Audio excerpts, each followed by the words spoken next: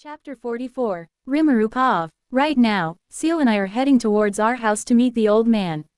We are going to see him because we have some work for that good-for-nothing dragon.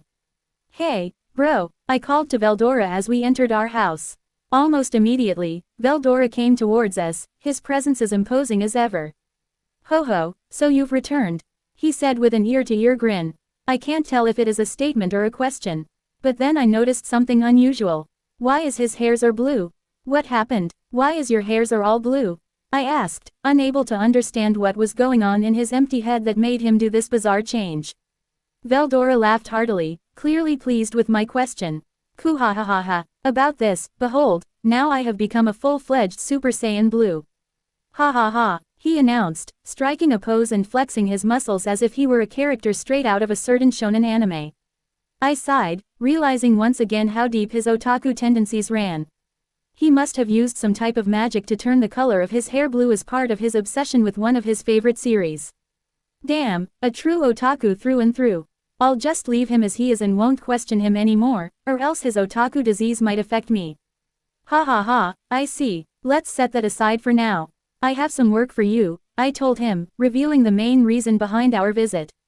As we were talking, we sat down on the chairs in the living room, making ourselves comfortable.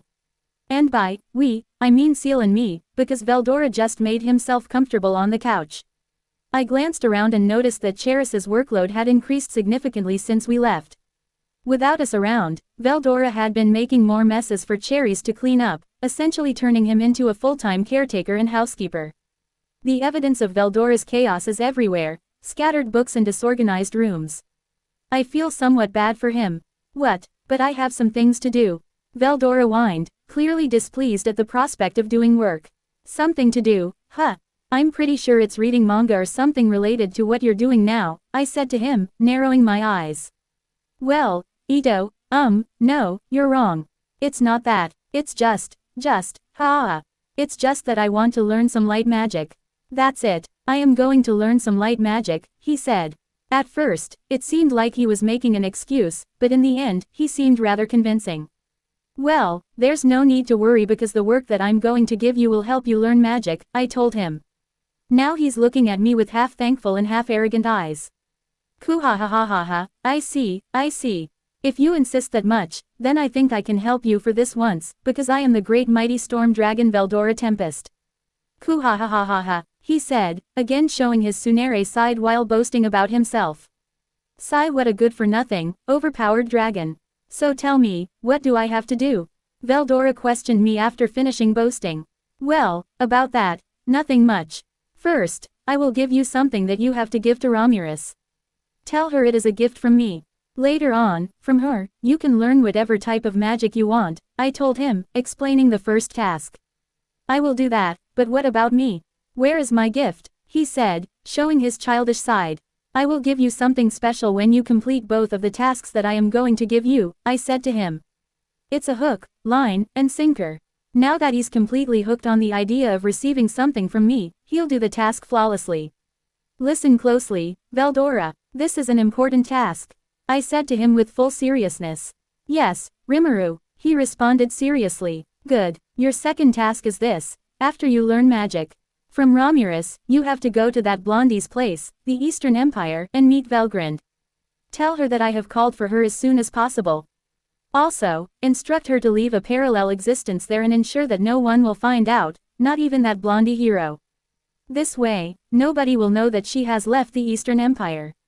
Also, make sure that no one can find you either, not a single soul should find out where you are, what you are doing, or where Velgrind is, I told him in the most serious manner possible. I understand, Rimuru, I will do exactly as you've instructed. So, please give me the item I need to give to Romulus, he said, asking about what he needed to deliver to Romulus. Ah, about that, I'll give it to you. But first, we should go outside, I said, and we started heading outside. Diablo, you can come now. I called out to Diablo. As I said that, the gate to the underworld appeared and opened. From that gate, 5 demons emerged. Obviously, first came Diablo. As he appeared, he kneeled before me. Behind him, the other 4 demons also kneeled. My lord, I have returned and I have brought the individuals you ordered, he said to me. I see, good, Good, I replied, acknowledging him before shifting my attention to the demons he had brought. He has brought the exact same people that I wanted. And it seems he had given them quite a beating too. I mean, even though Carrera, Ultima, and Testarossa are spiritual beings and lack a material, physical body, they still have wounds on them, which could only have been caused by holy magic. And I'm pretty sure Diablo is responsible for these wounds. Well, there's nothing I can do about it. If it was necessary to make them my subordinates, so be it. I'll just leave that matter as it is. So, you three, Testarossa, Ultima, and Carrera, do you accept to become my subordinates? I ask them, because I need to ensure their willingness to serve me. However, my voice did not match my intentions, it was cold as ice, almost threatening, instinctively making them submit to me. But considering the beating they received from Diablo, I doubted they would refuse. My threatening tone was just the cherry on top. I have informed them of your greatness, my lord, and now they wish to serve you, he said again. I am sure their decision is not due to his persuasive words, but because of the beating they had received. How typical of him, but still, I never asked him. Be quiet, I never gave you permission to talk, I sternly shut down Diablo. I told him this because if I didn't, he might start bossing around my other subordinates in the future. There's a possibility that, inspired by this incident, he could claim to be my closest subordinate and start giving orders to others, even giving his own tasks to them to ensure he can remain by my side as much as possible, which is super creepy and something I don't want.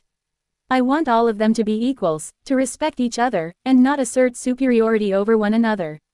Also, in front of new subordinates, if he talks like this and I let it slide, it will seem like I am showing favoritism. Forgive me for my impudence. For this sin, I shall take my life, he said, ready to end his life. What a guy. Sigh, what am I going to do with him? There is no need to do that.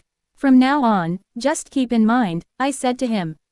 He stopped, but the look in his eyes, no more praises, at least not now. Here I am in the middle of something.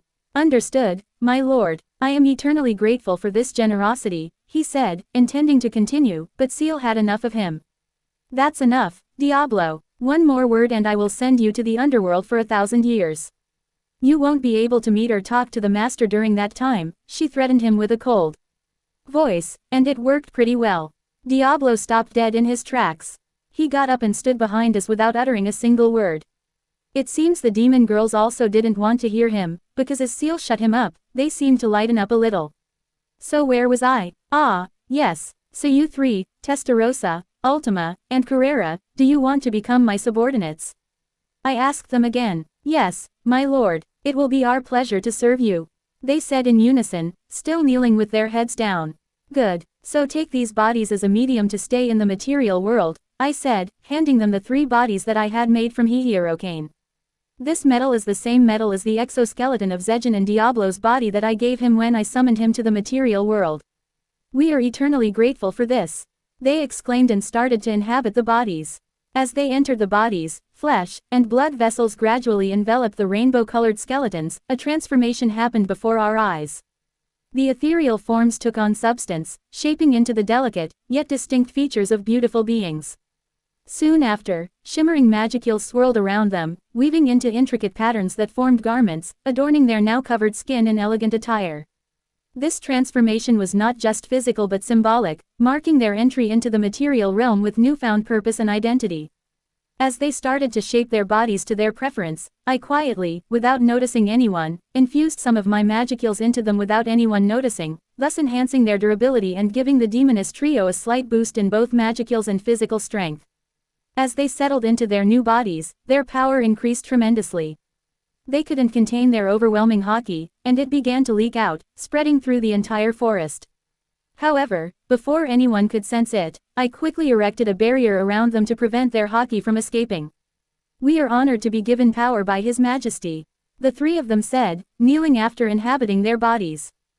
His Majesty, what's with that? Well, whatever. I, the White Primordial, Testarossa, pledge my eternal and undying loyalty to you, my lord Rimuru-sama. Testarossa elegantly declared. I, the Yellow Primordial, Carrera, pledge my eternal and undying loyalty to you, my lord Rimuru-sama.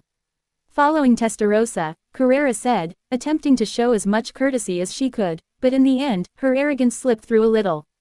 I, the Violet Primordial, Ultima, pledge my eternal and undying loyalty to you, my lord Rimuru-sama. Last but not least, Ultima declared, her statement carrying a hint of cuteness further accentuated by her cute little ponytail. Sometimes I wonder, is Ultima really a demon?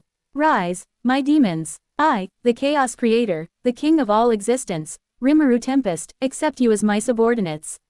I declared. Just as I declared, they received my protection, and their strength increased significantly. Actually, every being that I have named by me, has received my divine protection, even if they are not my subordinates, like Guy. However, the protection that these three just received is different. This blessing will significantly increase their power and give them a boost in magicals. Additionally, it makes them somewhat resistant to my haki. What I mean is they will still feel the pressure, but less than others. It's similar to the time 20,000 years ago when I threatened Guy, I released some of my haki. At that time, despite being as strong as Guy and Bells, Diablo was not as affected by my haki as much as they were. He was scared and all, but it affected him less than others who don't have my blessing. After receiving this special protection, they also gained a significant boost in energy, like my other subordinates, and in some cases, they evolved. The effects vary among individuals. Some experience a boost in magicals, some evolve, some gain increased physical strength, or some obtain an overall boost in power. And now, here, these three have gained a boost in power. Girls, for the time being, you will stay with my other subordinate. There, you can do whatever you want, just don't cause too much destruction. He's quite strong, so if you wish, you can spar with him, I ordered them. Thank you, my lord Rimuru-sama. They said in unison. Cherries. I called cherries. Yes, Rimuru-sama, he approached and asked. Bring them to Zejin and inform him that these three girls are my new subordinates, I ordered him. Understood, he replied and began to leave, with the demoness trio following closely behind him. Now that the trio is settled, let's focus on him. So you, I said, looking towards the other demon that Diablo had brought. Why does he have so many wounds? And somehow, he seems more powerful than he should be. What happened? Diablo, I called out, and he understood the task, stepping forward to explain. He is the special one that you told me to bring here. I personally made sure that he is worthy enough to be in my lord's presence, Diablo explained to me. Greater than Seal, did you know what Diablo did to her? Less than, I asked Seal through our minds. I inquired because if something like this had happened, she would definitely be aware of it. Less than, yes, master. When you instructed him to bring this specific demon to you, Diablo thought he was too weak to be in your presence. So, he decided to train him and make him stronger. Greater than I see. So, what exactly did he do? Less than, well, master, he fought him to assess him and figure out what he needed to improve. After that, he mercilessly beat him to a pulp, even killing him several times, only to revive him and continue beating him. This process was repeated multiple times. Greater than, well, that's a rather strange way to make someone strong, but then again, every demon from the black lineage is weird in its own way. They are from Diablo's lineage, after all, so it's understandable. No wonder he went that way. But still, it's impressive that Diablo learned the revival magic. Less than, no, master.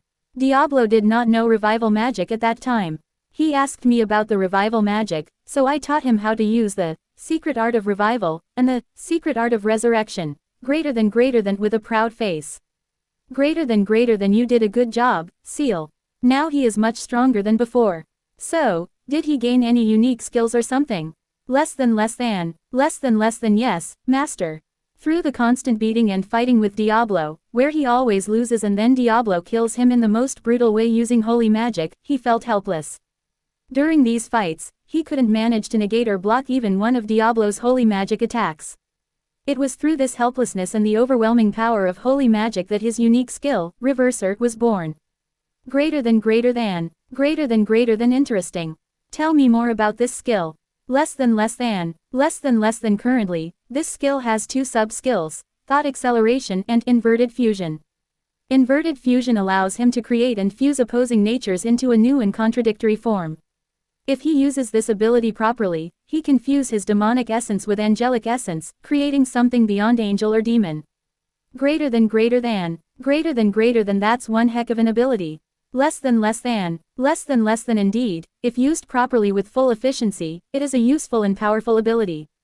Greater than okay, then whenever he meets the requirements for further evolution, tell me. We will evolve him because I am interested in what kind of evolutionary path he will take. Less than understood. Greater than, you did an excellent job, Diablo, I praised him, acknowledging his success in making the demon stronger. He certainly did a good job. I am not worthy enough to receive praise from you, my lord, he humbly replied. He seemed like he wanted to say more, but I cut him off immediately because I didn't want to listen to his blabbering right now. Well, will you serve me? Not wanting to hear any more from Diablo, I shifted my attention towards this demon and asked him. It will be my pleasure to serve the Lord of Diablo-sama, he replied, still bowing. I think Diablo might have overdone it a little, as the demon hadn't even moved since arriving here. I see. Then take these parts of the golem as a medium to stay in the material world, I said, bringing the golem out from my imaginary space. It's not made from any special metal, just normal adamantite. I think this metal is of legendary grade or something. From now on, your name will be Beretta, I declared. Just as I named it, the newly named Beretta inhabited and fused with the golem, and began to evolve. At first, it formed into a circle, but then its chest, head, hips, arms, and legs took shape, along with a face. The face was now hidden behind a mask. Instead of the previous black skin, and long black hair, it now had pale and bloodless skin, and flowing white hair. The eye slits on the mask glowed crimson. I, Beretta, the descendant of the black lineage, pledge my loyalty to you, my lord, he declared as he inhabited and fused with the golem I gave him. Less than seal, what kind of new race has he become? Greater than, less than master, Beretta has evolved from, greater demon, to, archdoll, a completely new species. Greater than, less than new, huh. This is interesting, but I think this is enough for today, we still have some work to do. Greater than, Beretta, now Veldora will take you to one of my friends, and your job is to serve that person, I assigned his task. Understood, Rimuru-sama, Beretta replied, bowing respectfully. Hey, old man, I called out to Veldora, who was sitting on the grass, leaning against a tree and reading his manga without a care in the world. Huh, did you finish your thing? Veldora asked, standing up. Yes, I'm done with what I was doing. And this is Beretta, the demon that you need to bring to Romulus, I introduced them to each other. I'll be leaving now, and don't forget the gift that you promised me, Veldora said before leaving with Beretta. Diablo, I addressed him. Now that everyone else had left, only Seal, Diablo, and I were left in the garden. I have a very special job for you, I told him. Yes, my lord, Diablo responded promptly. Listen closely, this is your new task. With that I began to explain his new task. Did you understand everything? I asked after finishing the explanation. Yes, my lord, I will do this job with utmost care, he replied with a nod. Good, you can go now, I said, and with a respectful bow, he left. Now that Seal and I are alone. Hey Seal, let's go inside, I said to her. Yeep, Seal gave a surprised reaction. She reacted this way because before she could say anything, I princess carried her, and we headed towards our bedroom to sleep. Time skip. The next day. Asterisk. I feel refreshed. This was the first thought that came to mind as I woke up. Actually, I can't say I slept, instead, I should say I took a nap because I only slept for an hour and a half. Upon waking up, I saw the most beautiful thing in all creation, Ciel's face. I could gaze upon this face for eternity. Time to wake up, honey. I whispered softly, leaning in to gently kiss her forehead. Is it morning already? She mumbled, still half asleep. Yes, it's morning, I confirmed with a smile. And today, we're going on a date. I added enthusiastically. As I spoke, her eyes widened in surprise and joy, and she sat up quickly with astonishing speed. Really? Her voice sparkled, with excitement. Yes, really, I chuckled, enjoying her reaction. Now, she was beaming with a bright smile. Let's take a shower, and then we have so many things to do, I said, heading towards the bathroom with her beside me. Oh, how I enjoy these quiet moments with her in the morning, and don't forget about shower. To be continued.